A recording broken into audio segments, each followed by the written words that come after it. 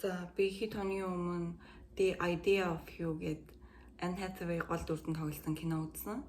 Тэгээд та хэд бас ихэнх нь үзсэн бах. Үзээгүй хүмүүс нь YouTube дээр кино ярьж өгдөг сувгуудаас бас үзсэн бах гэж бодож байна.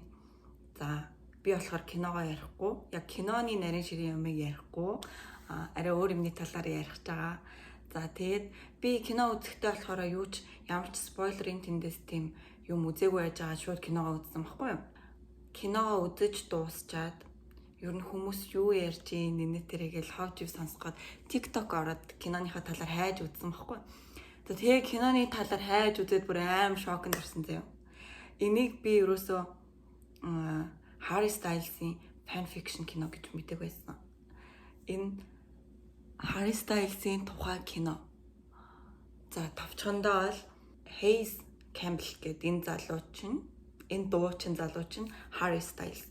Тэгсэн чинь солын болохоор Olivia Wilde. За тэгээд August Moon гэдэг хамтлаг байгаа шүү дээ. Энэ хамтлагч One Direction гэсэн. What?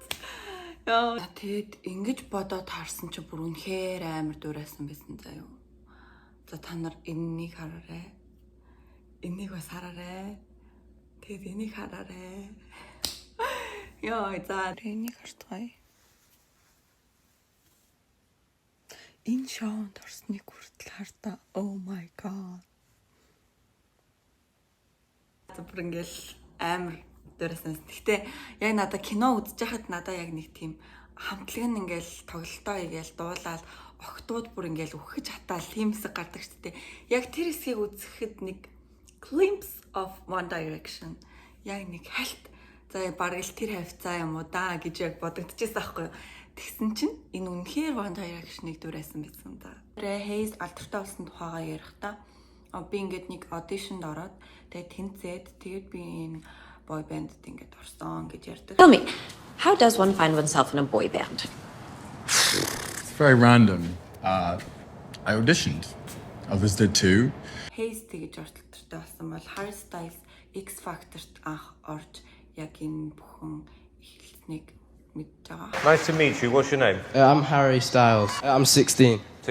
Hey soul sister, ain't that Mr.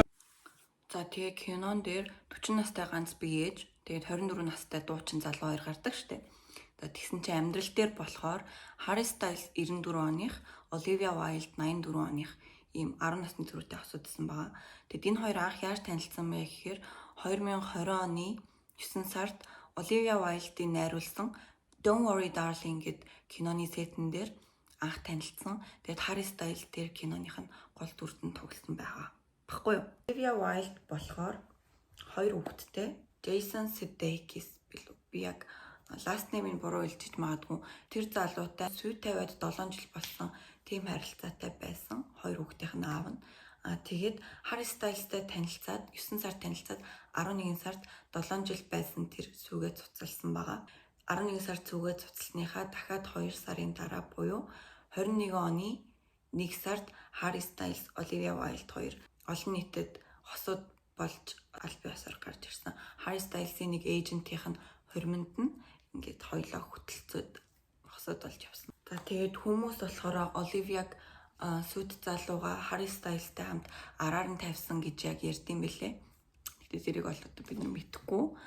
Тэгээд сүд залуу тэгсэн чинь Harry Styles миний харж байгаагаар энэ хоёр яг нэг ингээд харах юм бол энэ амар яг нэг type-ны тийм хүмүүс байгаа зү.